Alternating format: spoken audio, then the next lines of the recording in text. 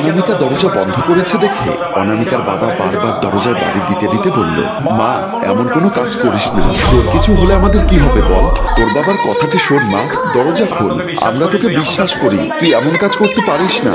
না বুঝে তোকে বকা দিয়েছি, তার জন্য আমাকে মাফ করে দে মা। ভেতর থেকে অন্যা বাধা শেষ করে অনামিকা বলল, না আমি এই জীবন রাখবই না, এত অপমান অপবাদ নিয়ে আমি আর বেঁচে থাকতে চাই না, তোমরা আমাকে ক্ষমা করে দিও।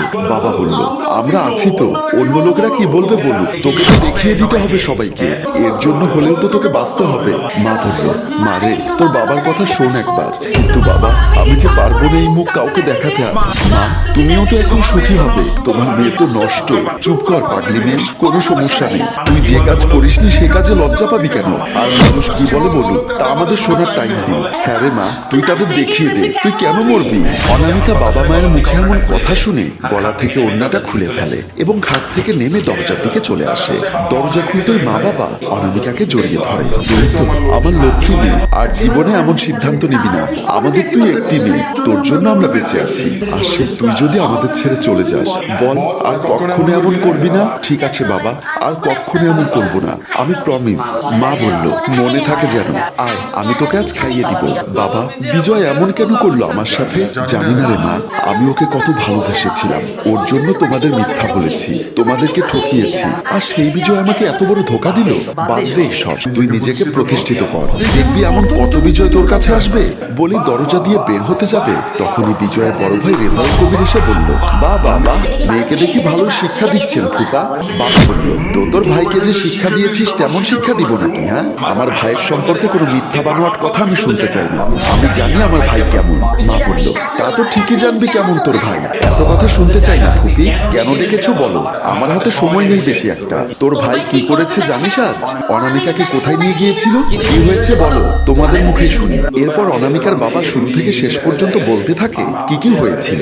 সবকিছু বোঝানোর পর বিজয়ের বড় ভাই রেজাউল বলল, আমার ভাই এমন না, এটা হতে পারে না, আমি চিনি আমার ভাইকে, আমার ভাই যদি যেতই তবে ওকে সবাই দেখতো, কিন্তু ও ছিলই না ওখানে, যত সব মিথ্যা কথা বলছো তোমরা। তখনই অনামিকা বলল, ভাইয়া সত্যি কথা বলছি আমি, আমাকে বিজয় নিয়ে গিয়েছিল। তুইও দেখি ভালো মিথ্যা বলা শিখে গেছিস অনামিকা, তোর কাছে এটা আশা করিনি আমি। কেন আমাকে বিশ্বাস হয় না তোমার? তোমার ভাই কি ধোয়া তুলসী পাতা নাকি? আমি এত কথা বাড়াতে চাই না, তোমরা আমার ভাইয়ের পেছনে যেভাবে পড়েছো, ওর তো দেখি বিদেশ যাওয়াটাই হবে না। মা বলল, আমরা কি করলাম শুনি? ফুপি তোমার মেয়ে কি বলছে এসব? হ্যাঁ, আমার ভাইয়ের সম্পর্কে তুমি ফুপি হও দেখে কিচ্ছু বলিনি এখন পর্যন্ত, অন্য কেউ হলে যে কি করতাম এতক্ষণে।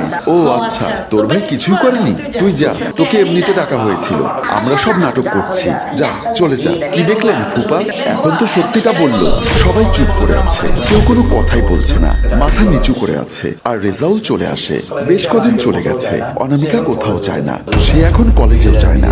বিজয় আজ বিদেশ চলে যাবে, কিন্তু একটি ফোন বা মেসেজ কিচ্ছু দিল না, আজ যে চলে যাবে সেটাও বলছে না। এই কথাগুলো মনে মনে ভাবতে থাকে, তখনই ফোনে একটা মেসেজ আসার শব্দ হয়। অনামিকার সাথে সাথেই ফোনটি হাতে নেয়, এই বুঝি বিজয় মেসেজ দিল, কিন্তু না, অফিস থেকে এসেছে মেসেজ। একটি কথা, সত্যিকারের কাউকে মন থেকে ভালোবাসলে সে হাজারো কষ্ট দিক, তবুও মন তার দিকেই পড়ে থাকে। ঠিক তেমনি অনামিকাও এখনো বিজয়কে ভালোবাসে। সে উঠে বাবা মায়ের কাছে চলে যায়। বাবা মা, আমি এখন নিয়মিত কলেজে যেতে চাই, ক্লাস করতে চাই। বাবা বলল, এটা তো খুব ভালো কথা, ভালো লাগে না বাসায় বসে বসে থাকতে? মা বলল, হ্যাঁ ভালো করে পড়াশোনা কর মা, নিজের পায়ে যে তোকে দাঁড়াতে হবে। হ্যাঁ মা ঠিক আছে, কাল থেকে কলেজে যাব। ঠিক আছে মা। অনামিকা কলেজে যাবে, রাস্তায় কিছু ছেলে ওর দিকে হাঁ করে তাকিয়ে আছে। একজন বলল, দেখ দেখ কে যায়, কতদিন পর বের হলো, নিউজে দেখেছি। জানো না এসব মেয়ে কি করে? দেখ বন্ধু কি মাল, কিছুদিন আগে ভাইরাল হওয়া মেয়েটি দেহ ব্যবসা করে, আর বলে কিনা আমি আমার স্বামী নিয়ে এসেছি। আচ্ছা আমি বুঝলাম না, এই বেশ্যাগুলো পড়াশোনা করে কি করবে? তখনই একটা ছেলে আকাশ এসে ওদের তাড়িয়ে দেয়, আর অনামিকাকে বলল, আমি তোমার সম্পর্কে সবকিছুই জানি, একটি জিনিস নোটিস করছো, তুমি আগে যখন কলেজে আসতে কত বন্ধু বান্ধব ছিল।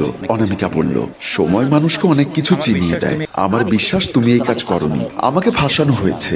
জানি না আমি একটি কথা বলি। হ্যাঁ বলুন। এই পৃথিবীতে যাকে বেশি বিশ্বাস করবেন সেই আপনাকে ঠকাবে, এই মানুষগুলো চেনা বড়ই তাই। হ্যাঁ ঠিক বলেছেন। আচ্ছা তাহলে আজ আসি। অনামিকা চলে যায়। আকাশও যাওয়ার দিকে চেয়ে থাকে।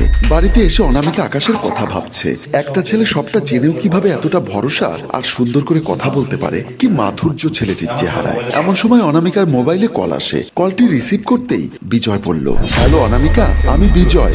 বিজয়ের কণ্ঠ শুনে অনামিকা কিছুক্ষণের জন্য হিতাহিত জ্ঞান হারিয়ে ফেলে। সে অবাক হয়ে যায়। বিজয় বলল, এতটা অবাক হওয়ার কি আছে? আমি তোকে জাস্ট সরি আর ক্ষমা চাওয়ার জন্য কল দিয়েছি। এসব কিছু দেখার পর আর জানার পর, শোন বিজয়, আজ থেকে তুই যদি অনামিকার সাথে কোনো যোগাযোগ করিস তাহলে তোর স্থান এই বাড়িতে হবে না। আর তোর যে বড় ভাই আছে সেটা ভুলে যাবি। ভাইয়া, এটাতে তো অনামিকার কোনো দোষ নেই। দোষটা হলো আমার। আমি ওকে সে খারাপ জায়গায় নিয়ে গিয়েছিলাম আর আমি ভয় পেয়ে অনামিকাকে ফেলে এসেছি। চুপ কর, যা হবার তা হয়ে গেছে। এটা তুই যদি স্বীকার করিস তাহলে তোর ভবিষ্যতে বড় ধরনের ক্ষতি হবে।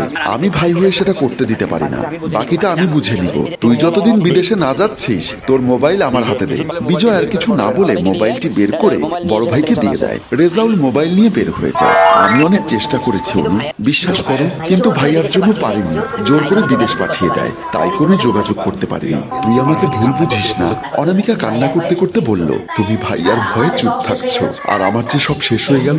সেদিন যদি একটু পাশে থাকতে তাহলে আজ আমার লাইফটা হয়তো সুন্দর থাকতো। আমাকে আর কল বা ফোন দিও না বলে অনামিকা কলটি রেখে কান্না করতে থাকে। আকাশকে দেখা যায় অনামিকাদের বাড়িতে বাবা মায়ের সাথে বসে গল্প করছে। তারা কি বিষয়ে কথা বলছে সেটা অনামিকা দূর থেকে বুঝতে পারছে না। সে দাঁড়িয়ে দাঁড়িয়ে সবটা দেখছে। আর এটি সম্পূর্ণ লুকোনো রেখে আমাদের গল্প এখানেই শেষ হয়। সম্মানিত ভিউয়ার্স, এখানে আসলে দোষটা কার? বিজয় কি সব সত্যি বলবে নাকি মিথ্যা?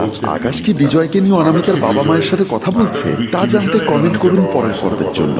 আপনাদের সুবিধার জন্য এই গল্পের প্রথম ও দ্বিতীয় পর্বের পুরো লিঙ্ক কমেন্টে দেওয়া হলো। গল্পটির ভাবনায় হাসিম রাজু, পরিচালনায় রেজাউল কবির চৌধুরী ও প্রযোজনায় এফ এ নয়ন চৌধুরী। গল্পটি ভালো লাগলে লাইক, কমেন্ট ও শেয়ার করে দিন। ধন্যবাদ।